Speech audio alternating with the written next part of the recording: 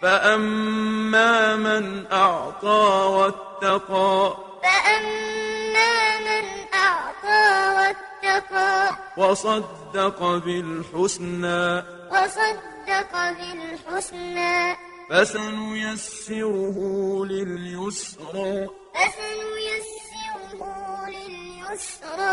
وأما من بخل واستغنى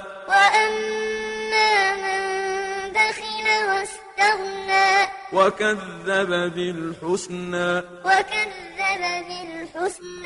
فسنيسره للعسرى وما يغني عنه ماله إذا تردى